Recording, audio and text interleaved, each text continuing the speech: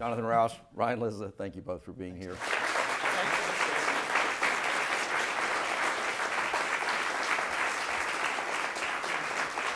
Over and over again, I've heard the statement from Republicans, Democrats, independents, what have you. Why can't somebody decent run for office? Why can't we get a really good person in there?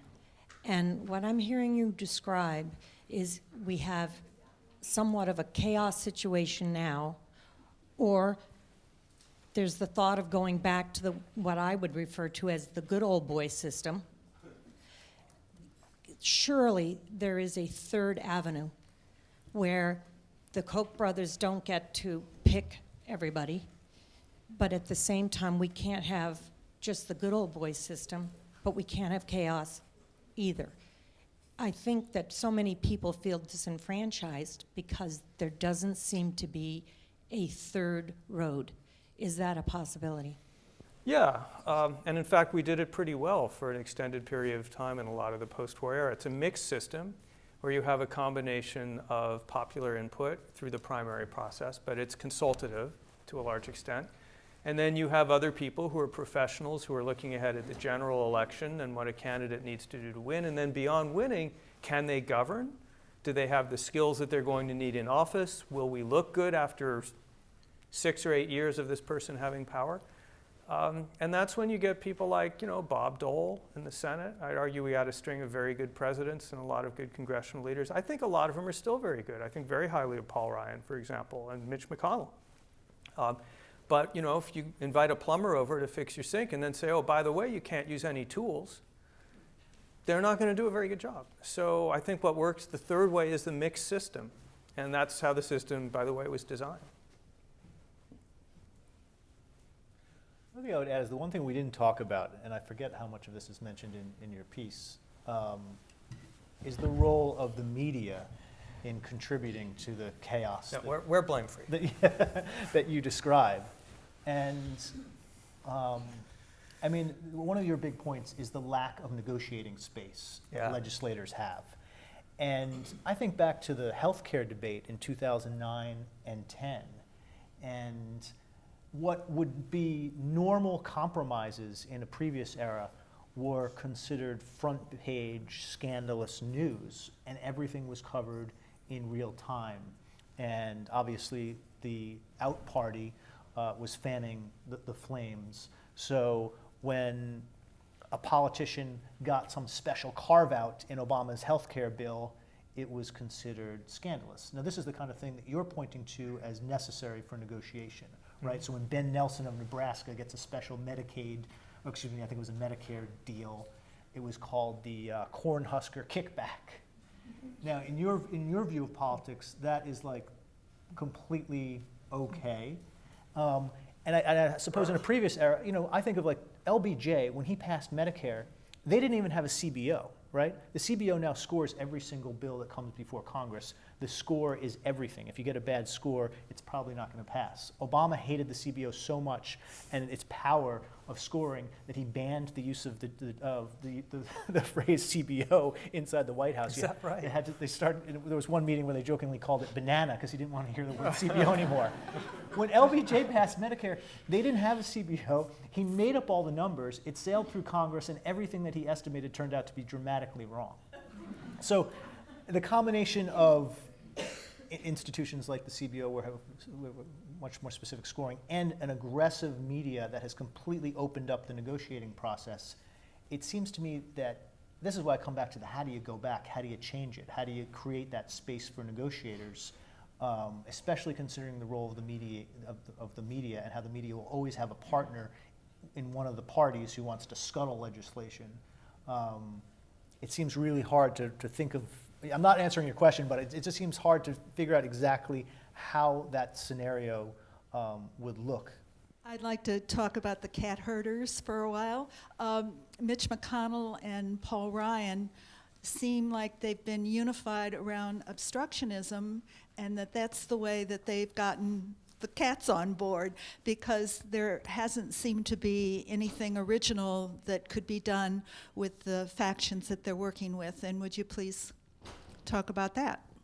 So there are a couple things going on there, and one is just the traditional role of the out party is to make the in party look bad. And when you make the in party look bad, then you do better in the next election, and that's as American as apple pie, unfortunately, that's how it works. And Republicans are good at that, but that gets to the second thing. One of the reasons they're good at it is now so hard for them to organize and do anything proactive. Paul Ryan's position is such that if, about 17 members of his caucus, how many is it, what's his? Who voted against him? Yeah, how many voted against him would be, I think it's like 17 or 18. Yeah, Which means at any given moment, he's a lot more afraid of his troops, so to speak, than they are of him. Well, that makes it very hard to lead. It makes it hard to have a positive agenda and puts you in the position of stopping stuff because it's so hard to do stuff. So it's both. It's both a strategy and an organizational failure. I do think that's a really important point. You just touched on the idea that in an environment in which no one can do anything constructive, then you're left only with destruction. And that's sort of what we're seeing in the political campaign. I mean, even no matter which side you're for in this is primarily a campaign about how bad the other candidate is, as you guys were saying. And I think Hillary Clinton partisans are more likely to, they can cite chapter and verse of, well, no, there is a policy agenda here, and she's actually put out a plan. But what Hillary's campaigning on is what a danger Donald Trump is to the future of America. And so it really, and again, so when the constructive options disappear, then all you can do is be destructive, and I think that's certainly what we're seeing. And so many of these issues go back to polarization, as the parties are so well sorted now. All liberals are now in the Democratic Party, all conservatives are in the Republican Party, and that is a fundamental change that I think our system was not really designed to grapple with that. And so there's no reward for, if you are a Republican member of the House, there is absolutely no reward in your next election for coming up with a bipartisan deal that helps President Obama look good and pass his agenda, right? All your incentives are to stop the Obama agenda. And that is just a fundamental problem.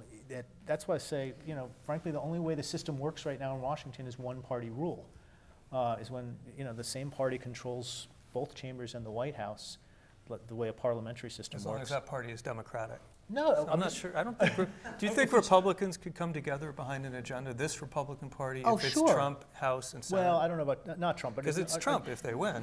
That's true. That's this Republican Party. Yeah. I'm not saying I think everyone would like the results of one-party rule. Half the country would hate the results. But I'm just saying that's when I don't think they could do anything. This Republican Party. I think because Trump, getting into Trump's mind is a fool's game, but I do think he is non-ideological enough that he would swallow a lot of the Ryan agenda if he were president, and he would not have a lot of sway over the House and Senate because they wouldn't owe him a whole lot. And if they sent him some legislation, don't you think he would sign it? Yes, I have a couple of things I'd like for you to comment on. What role did the press play in not challenging the language that was used at prime time on television, and also the awarding of almost $2.5 billion of free time to Mr. Trump, rather than balance that out as I thought it was supposed to occur? So I'd like to have your comment on those two issues, if you will, please. I think the press played a huge, huge role, to use a Trump phrase, in Trump's success. As you pointed out, and I forget you pointed out the value of the amount of screen time he got in terms of advertising dollars. I think in terms of actual minutes on television, there's been studies of this. He got more than all of his 16 opponents combined, and this was again a structural problem with the Republican primaries. You had Donald Trump, who made himself available to anyone, especially TV, anytime, and then you had 16 people who didn't understand that game and were being very cautious with their media. Frankly, wouldn't grant interviews the way that Trump would, right? So part of it was just they personally didn't want to go on TV the amount that he did. But then, no doubt, Trump proved to be a ratings bonanza, and the networks started to take his rallies and events live in a way that they frankly just didn't do for Ted Cruz or Marco Rubio or Jeb Bush. And had never done it in any previous campaign. Yeah. I mean, that was the first time that ever happened, actually. Yeah. Yeah, be curious your reaction to this. I mean, mine is, it's a big problem. Everyone I know in the media is doing a lot of soul searching right now about the way that media has been completely snookered by the Trump campaign. It just round rings around. And he's now got, a Breitbart guy running the campaign just to prove that there's one thing he really understands, it's his media world. And we don't really have a collective response to that yet, do we? I don't know. What do you think of Well, that? I think two things. I go two directions. One is that, back to your argument, that these structural changes, these intermediary calming processes that were once in place, such as a federal law that guaranteed equal time to political presentations in the media, which ultimately was determined to be unconstitutional. But the old principle of equal time would have addressed this. We can't have this one candidate on 16 times as much as the other guy because our FCC license will be threatened. Once the notion of equal time was wiped away, then there was a long period of media folks actually being fairly cognizant of self-policing along those lines. But then it is true that with Trump, because he was such a ratings bonanza, particularly for TV, and that's really what we're talking about, is TV. On the print side, it may be a sort of dereliction of substantive reporting just in general, but it was not print. Yeah, that's not where his big bump was. Exactly, President Company excluded. Print really doesn't matter anymore. It's just TV. But says the former Wall Street Journal guy now doing TV. Exactly. Took you a long time to learn this lesson. But the other, Thanks for letting us know, Doug.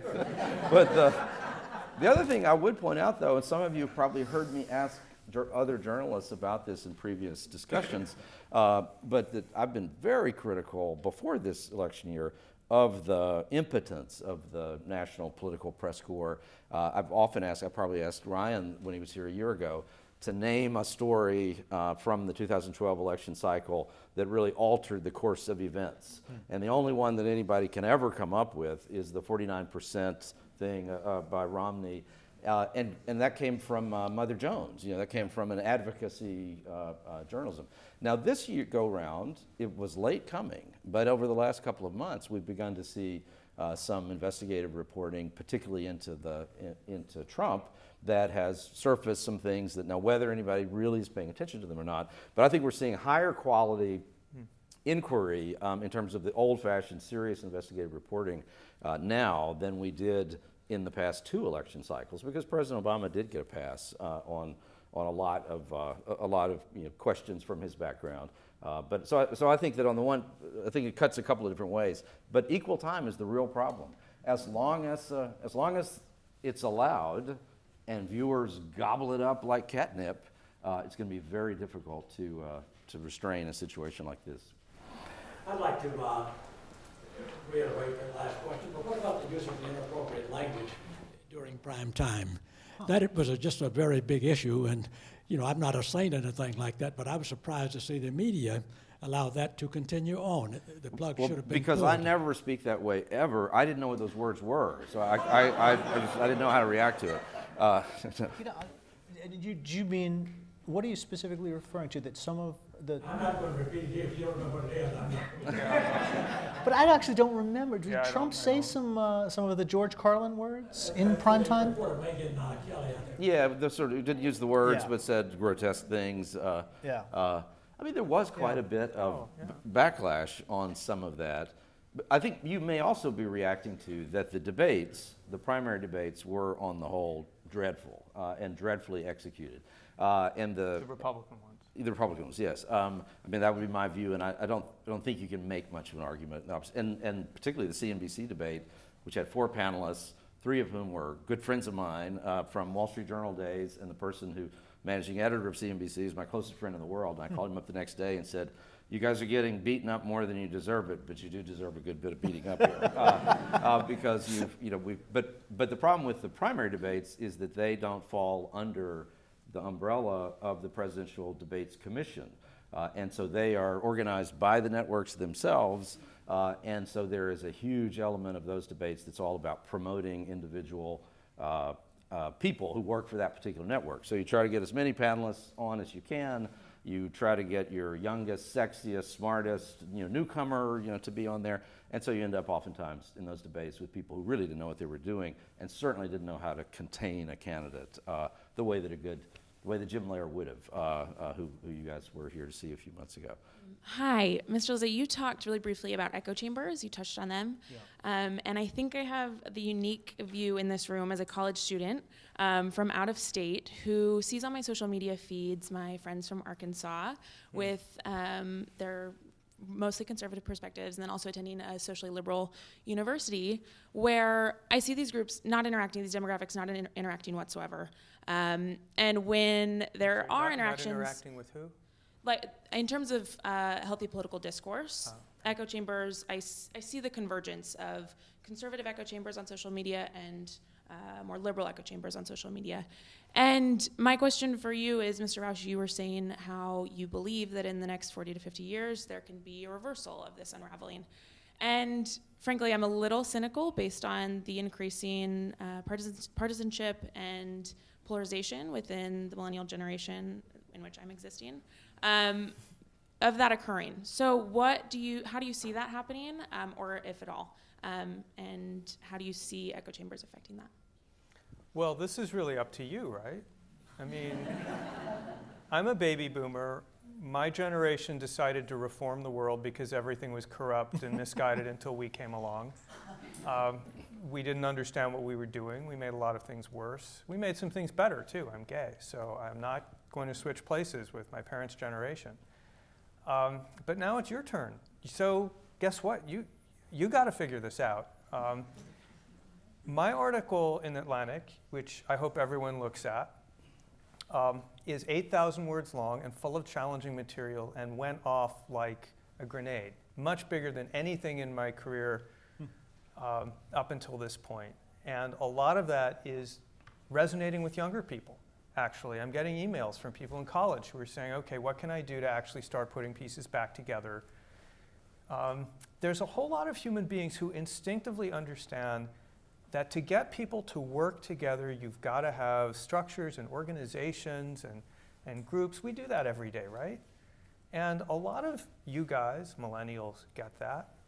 It's what human beings naturally do if we let them. So that's why I'm not pessimistic. I think over time our Tocquevillian political instinct is to begin rebuilding these systems. And I think you actively have to repress them. We didn't really get into this in the conversation, but as you'll see in the article, we have worked really, really hard over the last 50 years to actively suppress and dismantle the mechanisms of transactional politics, everyday give and take and incentivizations. We really had to work at that, and we're still working at it really hard. If you stop working at it, then you can allow the system to begin to breathe again. That's the message to the next president that I was trying to fish out of you earlier. Let's grab another question. It's not going to be a presidential issue.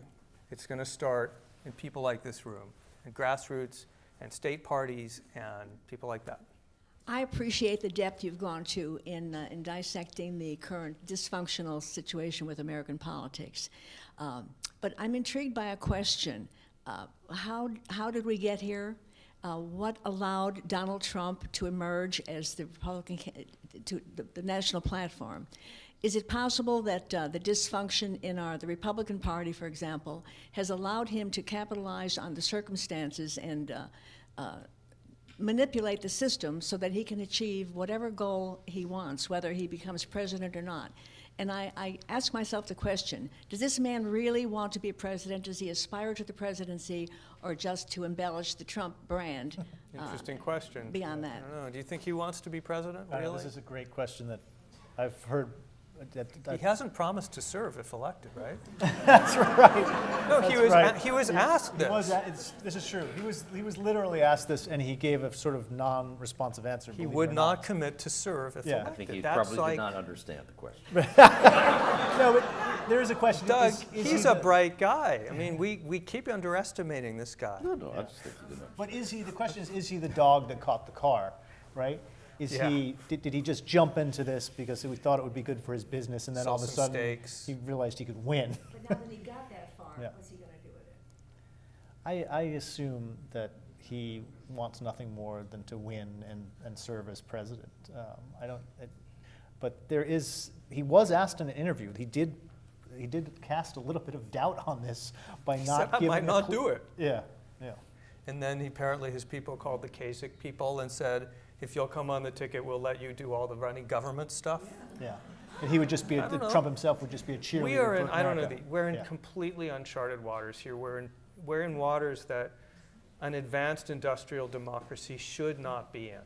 That's the real problem here. But remember, it is uncharted waters, but during the 76 Republican convention, there was the co-presidency discussion involving Reagan. A similar sort of thing of that, that combining player. So, I mean, we have this process of arriving at a radically different kind of politics in which, Ronald Reagan now looks like someone who was I was gonna say, incredibly well prepared for the presidency. It's but at quaint. the time, It's quaint that Democrats argued that he was this two-term governor was an utterly unprepared, crazy actor from California. Yeah, brilliantly prepared by today's standards. But another question? Yes, we'll go to the back and we'll the come one back. thing you haven't talked about that is of interest to me is how gerrymandering has helped to get us here. It started, it seems to me, back during the period when the Tea Party was ascendant and basically took over the Republican Party. That was the first bad step down that road. Yeah. Now we've seen a little bit of it on the Democratic side with Bernie Sanders, although he seems to play better in the sandbox than his opponents do. But how much of a factor is the history of gerrymandering, especially in the last 50 years, been in getting us to this point? So I get asked this all the time, and the truth is it's not nearly as bad as its reputation. Gerrymandering is not the source of our problems. And polarization certainly is, but what's the driving force behind polarization? It's that we are moving into geographical regions with our ideological cohorts, right? So there's a great book from 2004 called The Big Sort, that explains this. And once you sort of think of it that way, even if you drew boxes, and political scientists have done this, even if you drew a bunch of squares on the on the map, you basically get a similar House of Representatives, and it's because we're geographically sorted by ideology. But then there are really important issues that come up when you're deciding on what a district should look like, right? Should a city be contiguous? Should communities of color, should we make sure that they have proper representation, right? And so when you're drawing maps, there's no one guiding principle. You're always in the realm of some kind of gerrymandering because you're always making decisions about what populations should stay together and what shouldn't. Now, would it be better if our districts didn't look like the crazy gerrymander of where that phrase got its name? Probably, but you could fix gerrymandering, and most of the problems that we've been discussing today would still exist. Right here, I think, yeah.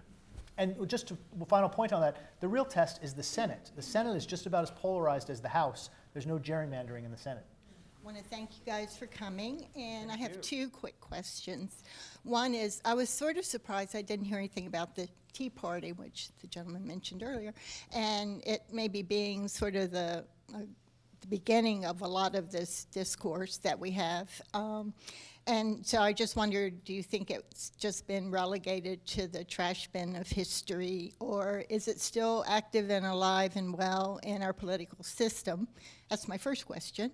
And my second one is, it alludes to something you said earlier, that you were wondering if, assuming Mr. Trump does not win and we have a new president, would they address some of the points or stands he took on various issues? And my question to you is, how do you decide which one of his stands you would choose to take as his position? because they seem to change weekly. Thank you.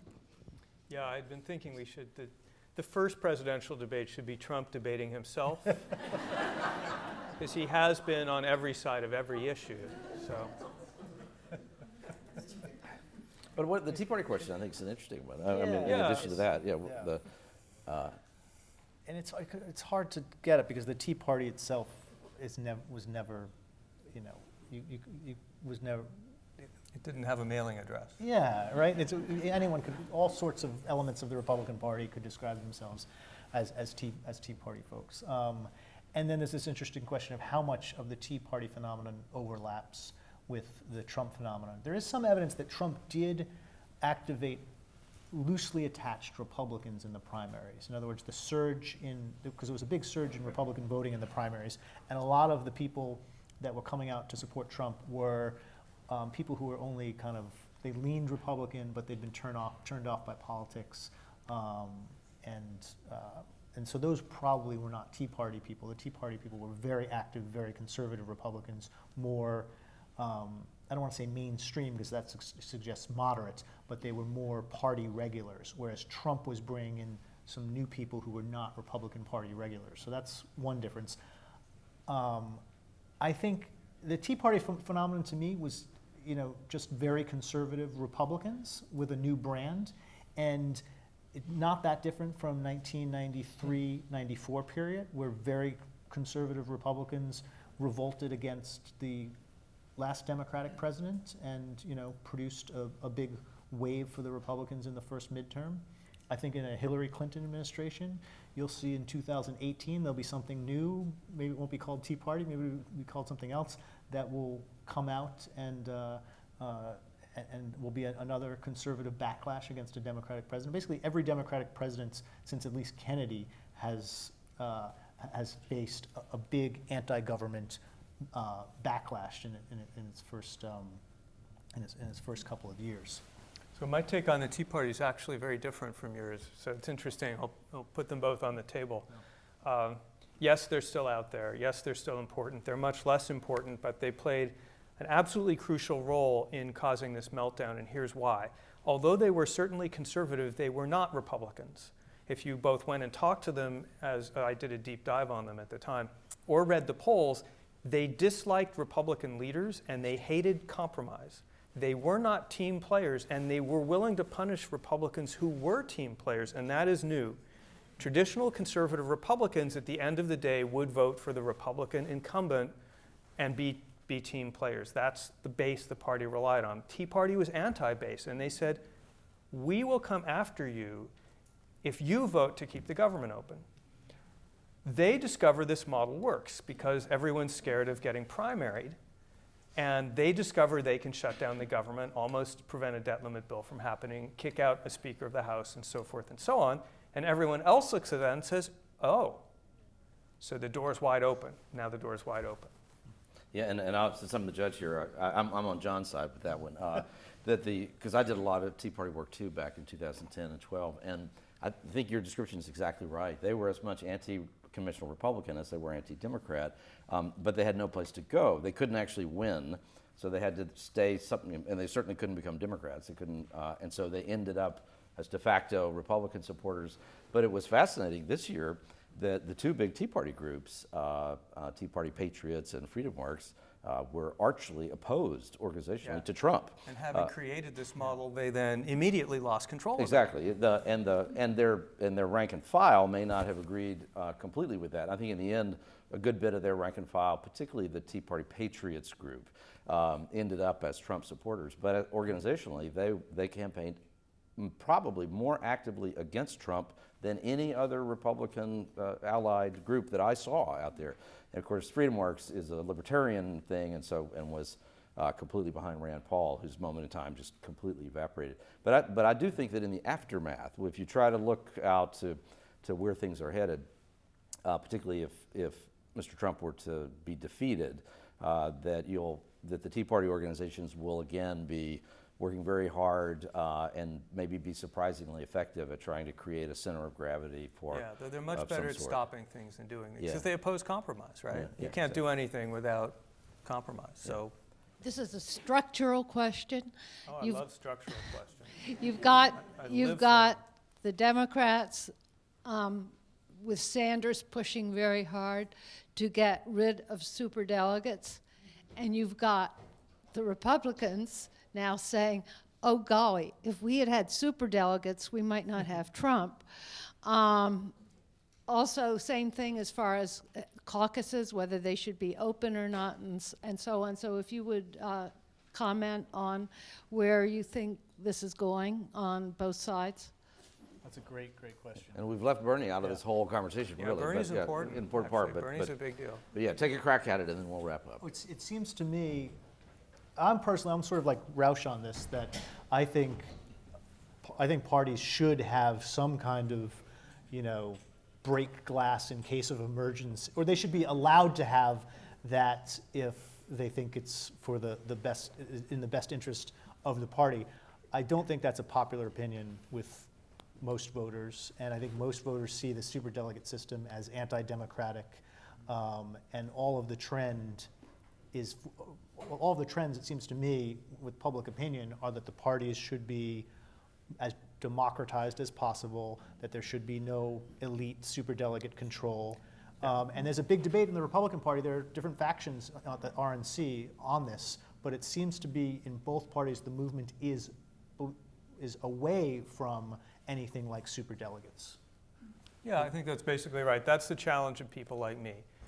The mechanics of beginning to move back in the right direction, you won't fix everything, but the mechanics of beginning to move things back towards sanity are not at all difficult. Like tomorrow, you could say that parties can raise unlimited sums of money and coordinate with candidates, and boom, they'd have a lot more say in the political process. So the mechanics aren't hard.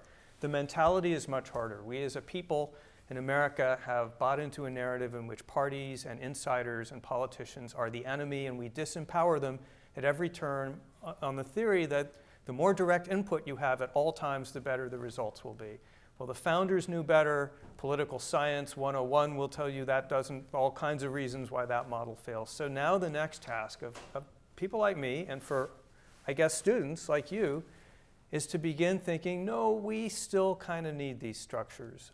And I think a lot of Republicans wish they'd had superdelegates this year, and they darn well should have. If they had, and if they had overturned the Trump primary victories, you would have had riots in Cleveland. Right, but they might not have needed to, because they also changed the dynamics earlier in the race about expectations about who can win. Yeah. There are delegates at the RNC who are trying to make this argument that it's the delegates that decide, right? That the RNC in Cleveland was a deliberative body, not that different than the House of Representatives, that they come together and they choose the nominee and they choose what's in best interest of the party. Most voters have been now conditioned to believe that the RNC and the DNC is meaningless. We have direct democracy. We have these direct primaries. You win the most delegates through that process. And by the way, no other democracy in the world does that. And it was really, if you look at the history, as you laid out in your piece, the history of primaries is very ad hoc. It just sort of, it happened slowly. And then, the reforms of after the '68 convention in Chicago, the Democrats decided they needed to change the system, and then the Republicans adopted the same system. Thank you both. Thank you all.